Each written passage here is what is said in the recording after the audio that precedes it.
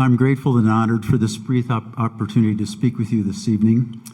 Music for All and its various iterations through the years had a formative effect on the early stages of my own journey as a music educator, and I, and so many across this country, remain deeply grateful to this organization that has for decades provided a collaborative and inspirational forum for thousands of young musicians and teachers.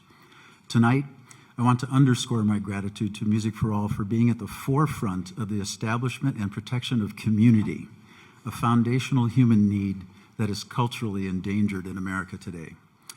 39 years ago, I had just finished my first year of teaching and brought the Herscher, Illinois High School Marching Band to the Bands of America Summer National Championship. Herscher's a small farming town of 1,200 people, and for that competition, over 400 parents and friends bought tickets for finals. But there was one problem. We did not make finals. Failure is a fabulous teacher, and over the course of time, I learned to fail forward, an achievement made possible because of the support of others, people defined as community. 3 years later, everything worked out. And yes, that person on the right is the other Tim. I am from Illinois originally, growing up on a dairy farm about 150 miles from here. This was my solitary life. Farm work, shoveling manure, baling hay, driving tractors for hours on end. But music was a refuge, as my parents, for whatever reason, would exempt me from farm work if I would practice the piano, something I initially hated. But soon I experienced making music in relationship with others in large ensembles, something that really compelled me powerfully forward, and I knew what I wanted to do. Sadly, in our own country, real community has become an increasingly rare experience for many. I have lived in the American West now for 35 years, the last 31 of those years in Seattle, where I serve as director of wind ensembles at the University of Washington. We Pacific Northwesters are individualistic by nature. That's our history, dating back to a time when Seattle was the launching pad for gold prospectors deliriously driven to pursue fortune in Alaska despite overwhelming hardship. Today, there's a new technological gold rush in Seattle, founded on Microsoft, Amazon, Boeing, etc. In this kind of environment, the dislocated and uprooted, newly settled in the Pacific Northwest, find themselves in close proximity without connectedness, a dilemma that mirrors contemporary society. It's my firm belief that each of us has a deep desire to know and be known by others. We are, in fact, in dire need of real relationship in community. We feel it urgently, if subconsciously. Due to the nature of the ups and downs of life, we all want a place to celebrate, to mourn, and to sharpen our humanity. If community is missing, we will, through necessity, move towards an illusion of connectedness and pursue that need through the most convenient means available. San Diego State University psychology professor Dr. Jean Twenge, in her exhaustively researched and somewhat frightening new book, iGen, reports that many teenagers today are in mental health crises of unprecedented proportions, largely due to the influence of social media. We are at a break point, and there has never been a time where all of you have been more needed in real time to lift those around you to a higher place, a greater good, a common ground. One of the driving motivations for seeking community is due to the inherent empathetic strength and safety found in numbers. That power, easily accessed in the best of times, can be desperately needed in the worst of times, and I have experienced that type of communal support throughout my life, but never more so than right now.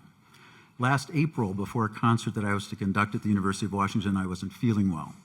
After a post-concert all-night battery of tests, a young ER doctor came into the hospital room and uttered 3 words that irrevocably changed my life. You have cancer. The haunting and impossible to ignore reality of those words caused me from that moment to think deeply about what is truly important in life compared to what I thought was important. It's sufficient to say that much has become crystal clear through this particular trial. Faith, love, and purpose particularly. Crises are not meant to be endured alone, and I'm so grateful for the love and support of many who extended themselves to us beyond what we could have imagined. I stand before you tonight as an individual who, by the grace of God and the love of community, is cancer-free. I return... Thank you.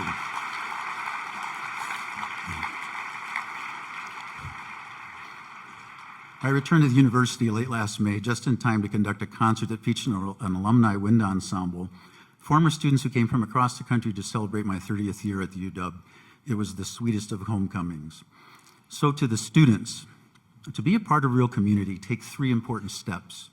Give up, give in, and give out. Give up that part of yourself that keeps you from valuing the needs of the group above your own. Give in to the group, your gifts. Deposit them with care. And give out. What you've been given is precious, timeless, and life-changing. And the inherent nature of any gift entrusted to you is that it is passed on. Give passionately, with the conviction that comes from hard work, creative minds, and the honest input of those in your community. You have the potential to transform the hearers of your communal gift into listeners who will be forever changed by what you've deposited in their lives. Beautiful music, soulfully and expertly communicated, produces an inexplicable connectedness of thought and emotion between performance and audience, something I routinely refer to as the other. Immeasurable, but by its very nature, elevating of our humanity for the betterment of our world.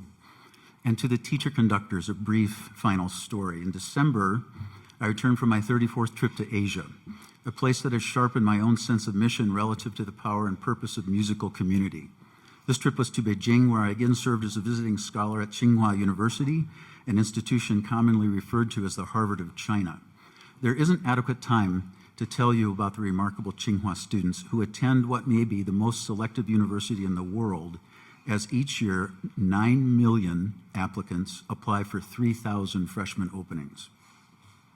Many of the ruling elite of China are Tsinghua alumni, including the current president of China, President Xi, as well as his predecessor, Hu Jintao.